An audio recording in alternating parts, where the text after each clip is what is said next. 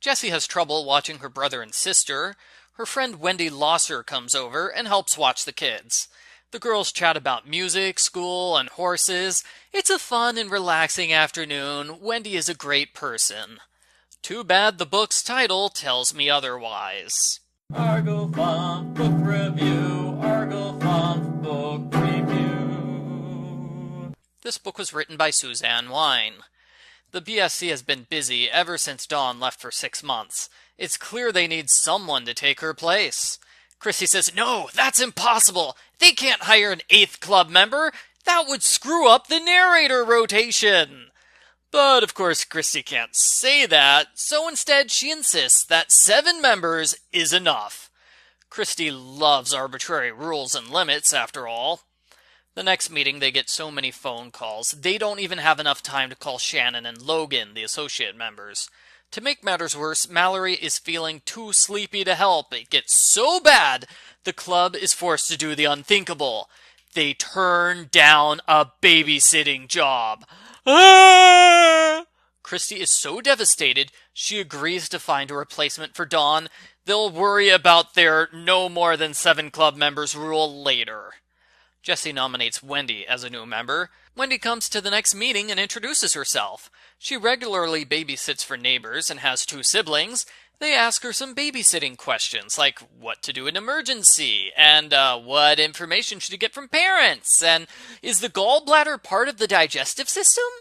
No, wait, that last one was when Mallory joined the club. Never mind. Wendy is given a test job with Jessi at the Barrettes.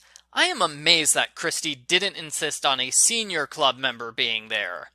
Like Wendy is Jessi's friend, of course Jessi will give her a good review. Luckily, Wendy does a legitimately good job, so Christy agrees to accept her as a new club member. The kids miss Dawn, so they decide to put on a play for her. This subplot takes up 4 chapters. The play is a silly mixture of Captain Planet and Snow White and the 7 Dwarfs. It was cute. When they shop for costumes, Jessi sees Margo steal a ring.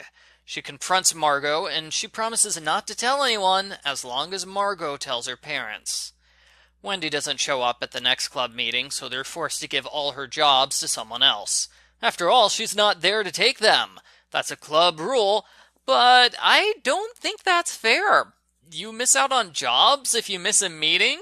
What if you miss a meeting because you have a sitting job? Does no one ever need a babysitter at 5:30 in this town? Wendy arrives shortly before the meeting ends. She apologizes her neighbor had an unexpected sitting job and it ran late. Christy chews Wendy out. Wendy grew angry in return. "What's the big deal?" she asked. "Can't Marianne tell from the record book thing whether or not I'm free? Why do I have to be here?" "Because you have to be," Christy said, her face turning pink. Yes, thank you, Wendy. That's what I've been saying. There is no reason that all the girls have to be there at every meeting. The meetings could literally be Marianne by herself putting things in the record book.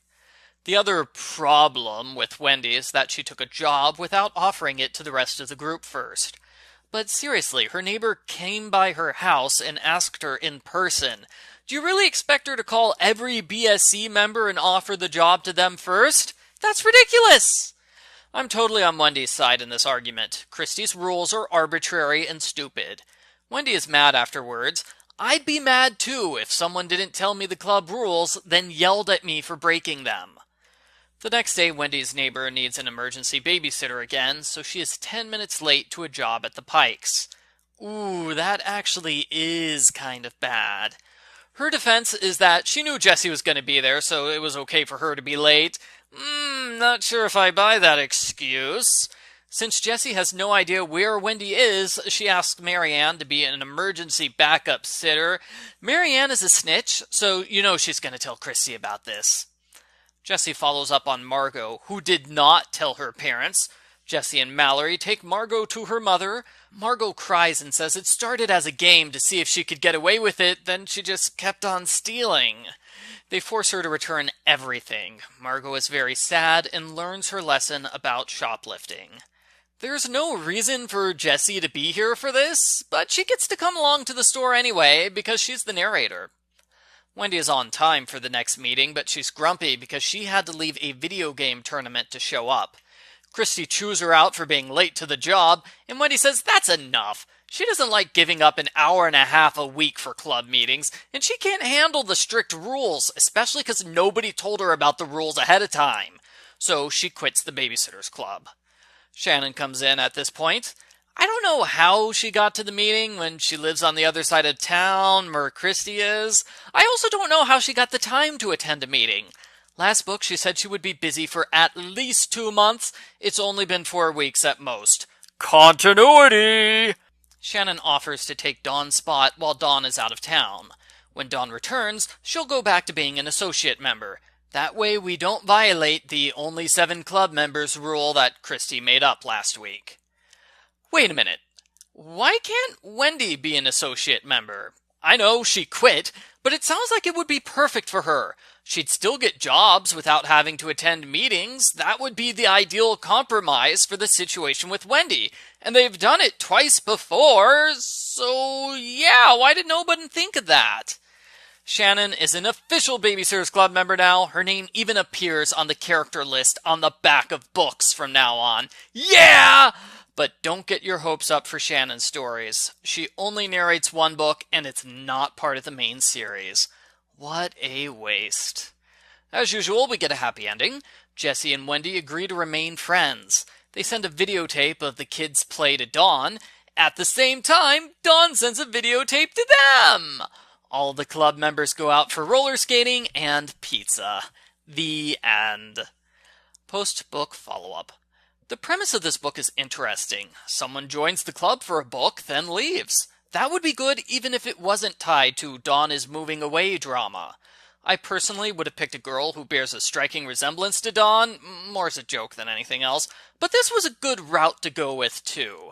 Despite what the title says, Wendy is not a bad babysitter. She's great with kids. She's actually a bad club member, because she's as stubborn and independent as Christy, and she refuses to put up with pointless rules. Well, good for you, Wendy!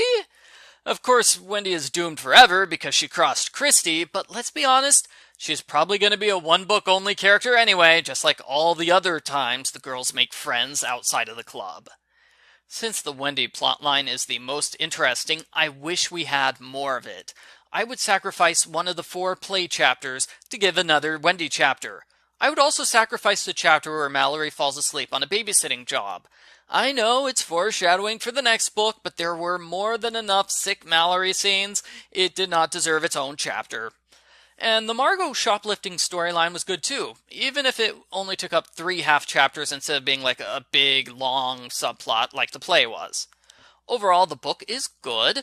I liked seeing the outsider's perspective of the Babysitters Club, and as I believe I said in the Lane book, it is a mark of good writing when readers can sympathize with both sides of the argument, instead of taking the easy route and making the Babysitters Club members right all the time no matter what. So good job. I give Babysitters Club number 68, Jessi and the Bad Babysitter, an 8 out of 10. I think it would be hilarious if they had a Dawn replacement who was like obsessed with healthy exercise and global warming and pageants for some reason, and then she throws herself at random guys and gets more and more annoying until she decides to move away to Seattle or somewhere like that. That could be hilarious. I would love it.